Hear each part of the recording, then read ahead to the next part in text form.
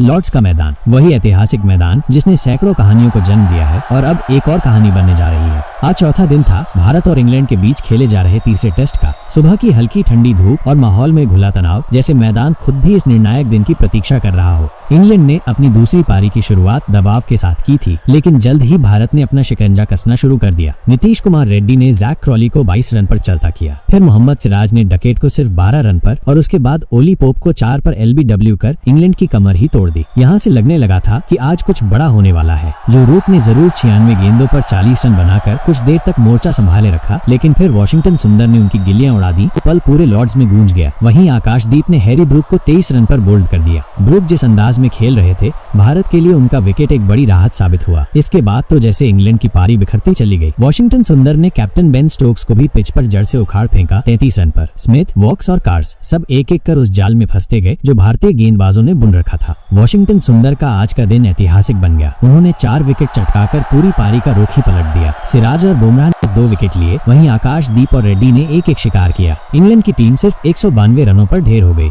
अब भारत के सामने जीत के लिए 193 रनों का लक्ष्य था, सिर्फ 193 रन। लेकिन लॉर्ड्स की आखिरी पारी में ये 193 किसी पहाड़ से कम नहीं होते। टीम इंडिया ने जैसे ही बल्लेबाजी शुरू की, मैदान पर सन्नाटा और तालियों का शोर साथ साथ गूंजने लगा। लेकिन ये शुरुआत वैसी नहीं थी जैसी भारत चाहता था। शुरुआत में ही झटके लगे और दिन खत्म होने तक भारत ने 4 अहम विकेट गंवा दिए। स्कोर बोर्ड पर सिर्फ 58 रन थे और अब भी चाहिए थे 135 रन। दूसरी ओर इंग्लैंड को चाहिए थे सिर्फ 6 विकेट। शुभमन गिल क्रीज पर हैं, वो कप्तान है और उनकी आंखों में दिख रही है वही चमक जो सिर्फ किसी पुराने योद्धा को जानता है कि अगर आज पीछे हटे तो इतिहास उसका नाम भुला देगा। लॉर्ड्स के मैदान पर अब तक भारत के 15 कप्तानों ने कदम रखे हैं, लेकिन सिर्फ 3 ही इसे फतेह कर पाए।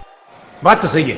कपिल देव, महेंद्र सिंह धोनी और विराट कोहली, क्या शुभमन गिल उस चौथे नाम बनेंगे? स्टैंड्स में बैठे दर्शक हर गेंद पर सांसें रोककर बैठे हैं। हर रन पर तालियां, हर अपील पर तनाव और फिर एक बड़ा मोमेंट।